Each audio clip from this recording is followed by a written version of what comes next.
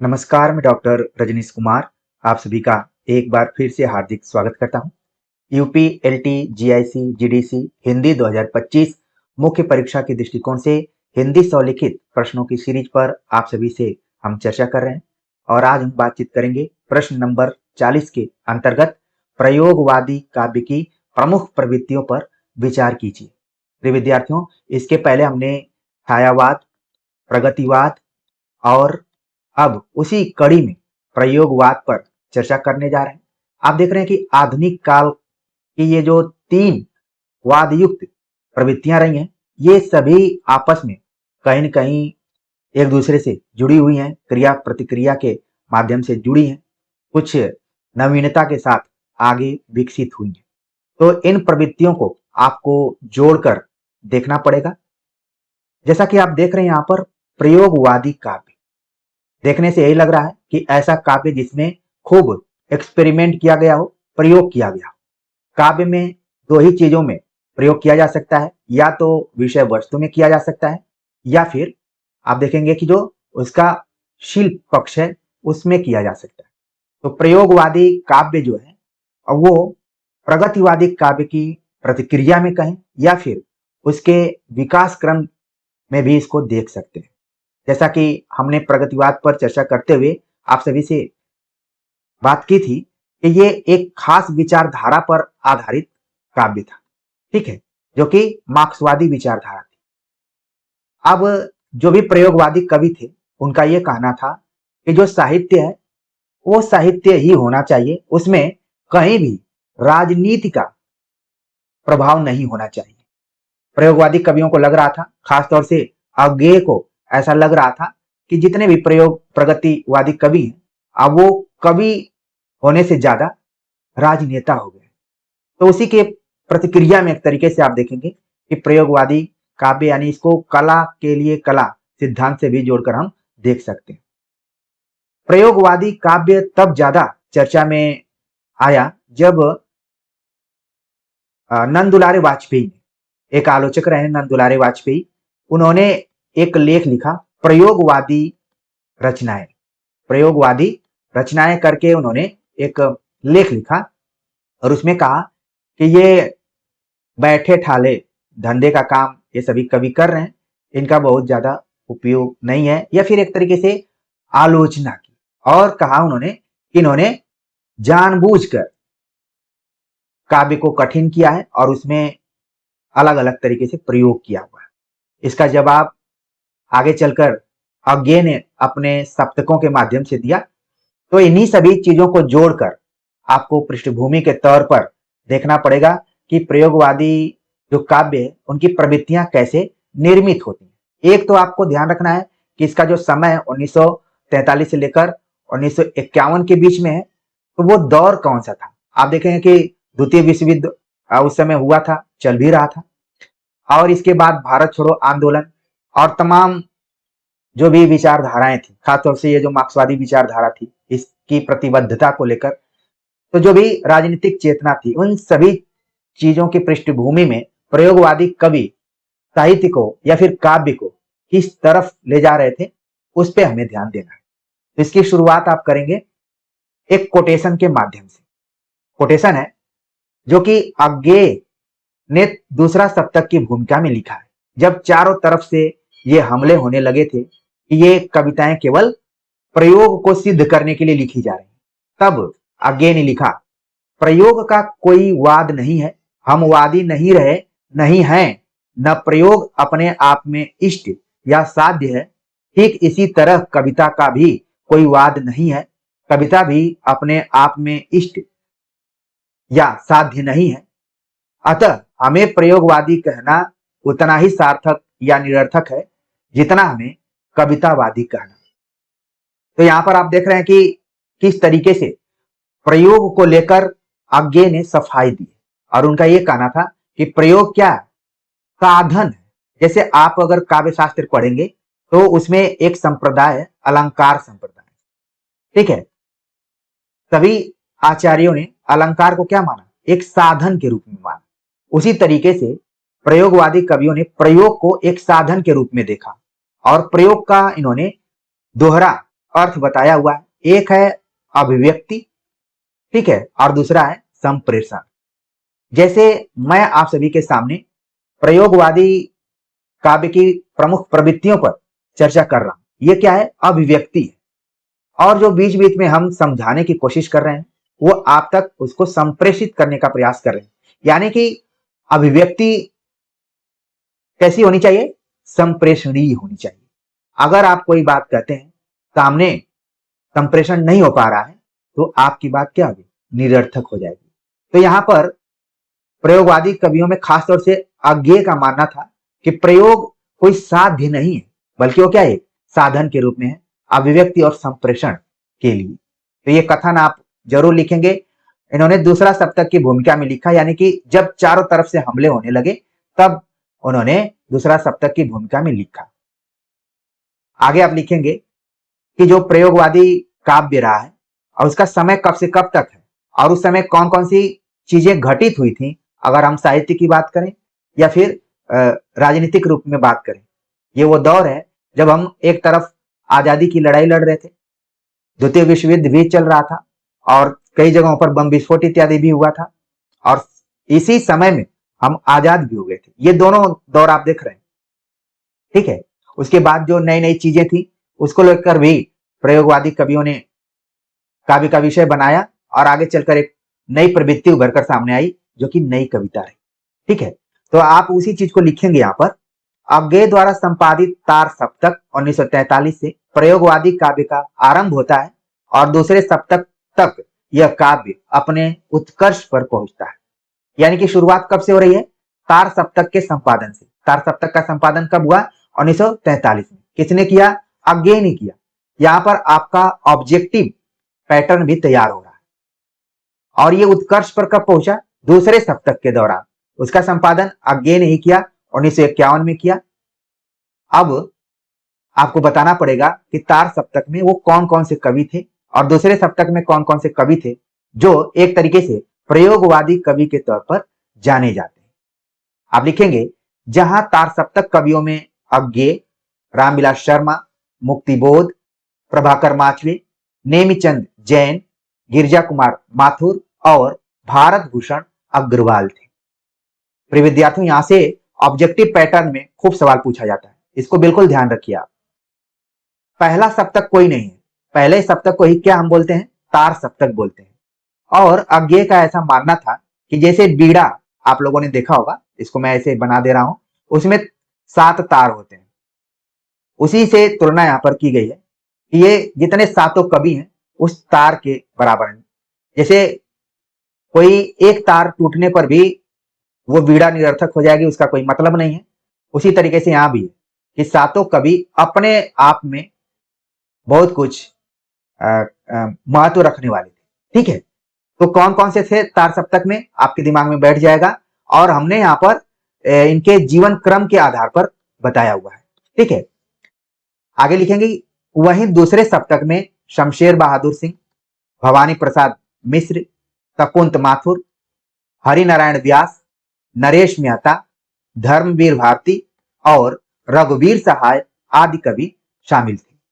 तो इस video lecture के बहाने आपने तार सप्तक के कवियों को जान लिया और दूसरे सप्तक के कवियों को जान लिया। अगर आप यूपी, एलटी, जीआईसी, जीडीसी में जा रहे हैं तो निश्चित तौर पर सप्तक के कवियों से 1-2 सवाल रहते ही रहते हैं कि कौन कवि किस सप्तक से जुड़ा हुआ है, ठीक है।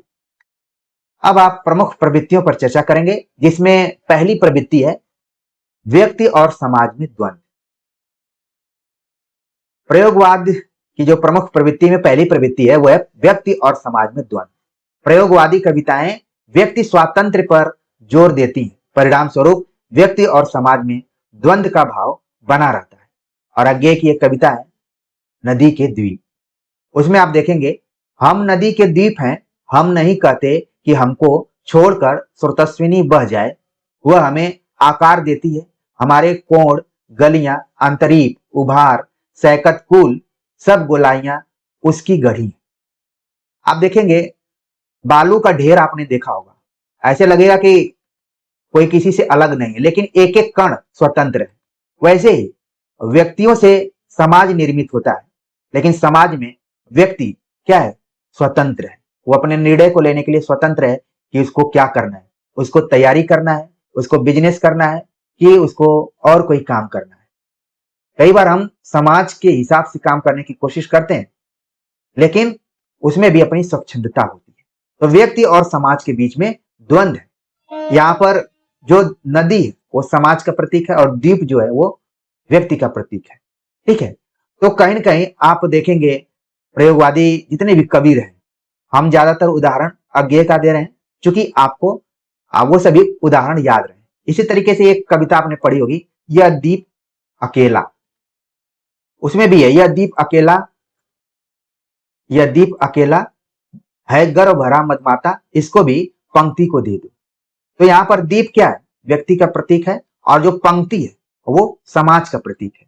यानी आप देखेंगे कि व्यक्ति और समाज दोनों एक दूसरे के पूरक हैं, दोनों एक दूसरे से अलग भी नहीं रख सकते, लेकिन उसमें क्या है, व्यक्ति स्वतंत्र होने की कोशिश करता है, वो अपने निर्णय लेने के प्रयास में होता है।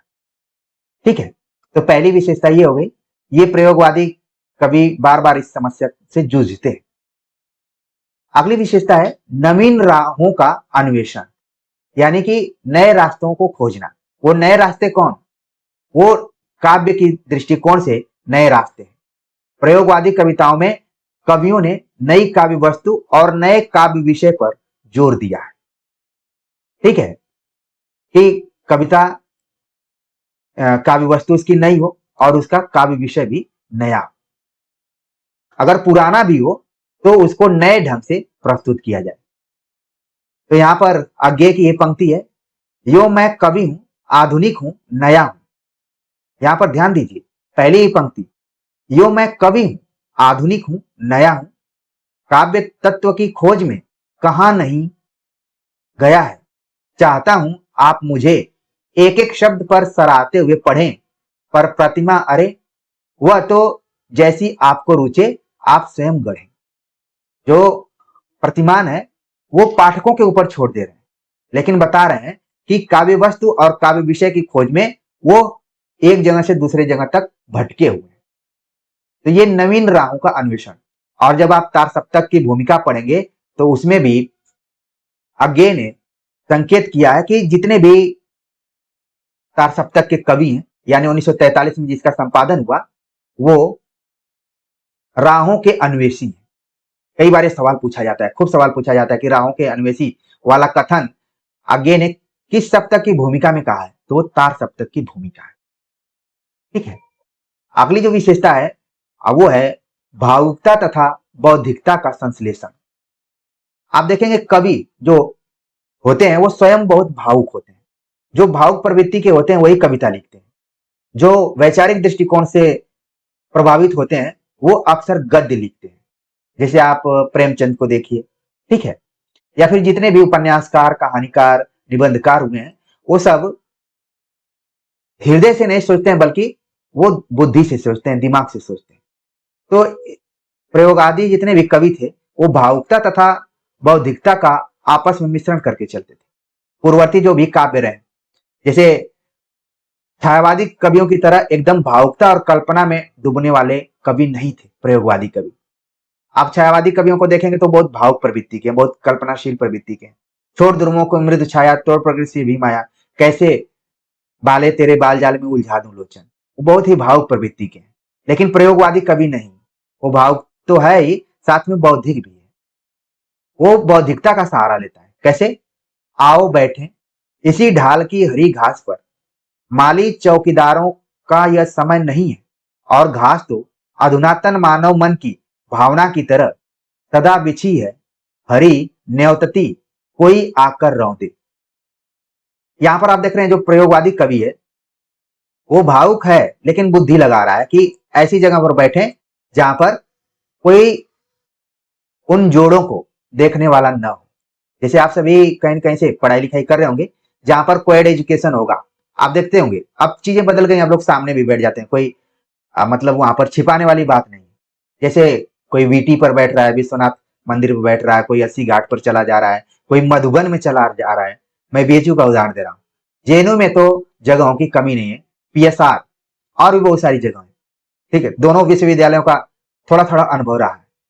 तो यहाँ पर जो प्रयोगवादी कवि रहा, वो भावुकता उसके अंदर है, लेकिन बौद्धिकता भी है। वो देख ताक कर अपने प्रेम का इजहार करता है। और इसीलिए अज्ञे ने कहा कि मनुष्य स्वभावतः यौन वर्जनाओं का पुंज होता है। ठीक है, तो ये उदाहरण आप दे सकते हैं यहाँ पर। अगली जो प्रवृत्ति है वो है वैचारिक प्रतिबद्धता का निषेध।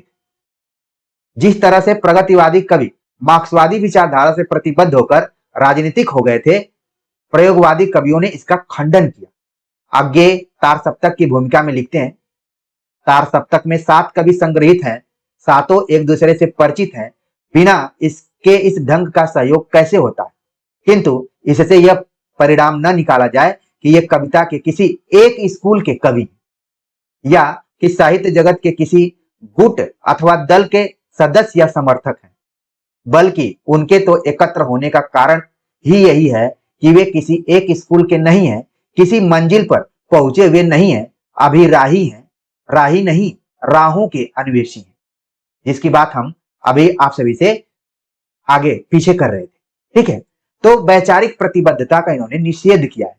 इनका यह कहना है कि जो भी कवि है वो किसी खास विचारधारा से एकदम से जुड़कर नहीं होना चाहिए, नहीं तो वो कवि नहीं रह जाएगा, बल्कि वो एक समर्थक बन के रह जाएगा। ये अज्ञे की ऐसी सोच थी, उनकी ऐसी मान्यता थी कि कला को कला ही रहने दीजिए, उसको राजनीति से मत जोड़ने का प्रयास कीजिए।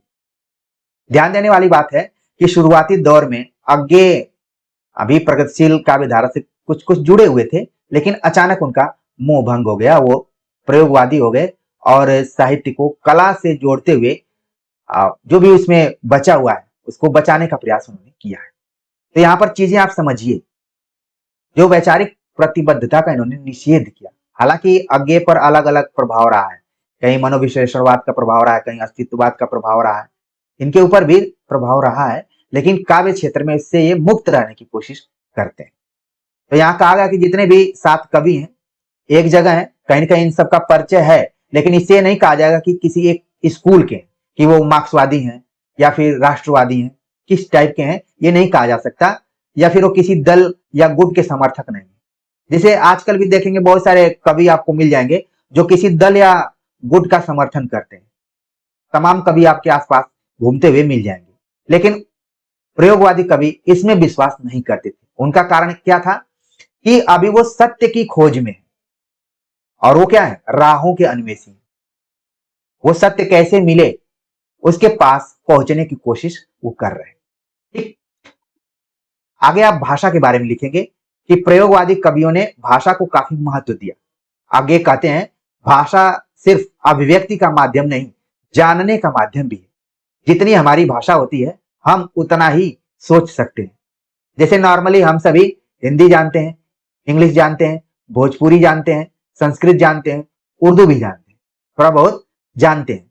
तो जितनी आप भाषाओं को जानेंगे, अगर कोई फॉरेन लैंग्वेज की भाषा को जानता हो तो वो और बेहतरीन तरीके से सोच सकता है। इसलिए आप देखेंगे कि जितने महत्वपूर्ण कवि हिंदी के नहीं हो पाते हैं, उतने महत्वपूर्ण कवि इंग्लिश के प्रोफेसर हो जाते हैं।